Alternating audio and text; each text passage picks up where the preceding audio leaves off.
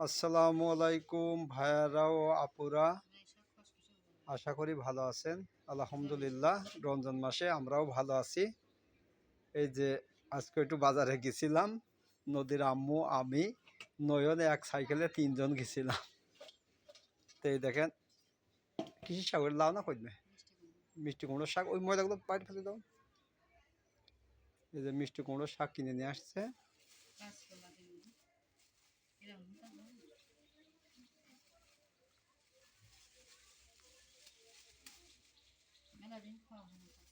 ভালোই করেছে, রোজার সময় কলাটা ভালো।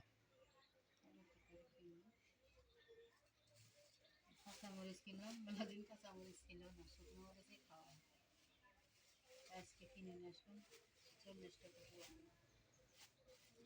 আর একজন কিন্তু 50 টাকার নিচে আপনি পাবেন না, তাই এই দিক থেকে কিন্তু 50 টাকায় নিন।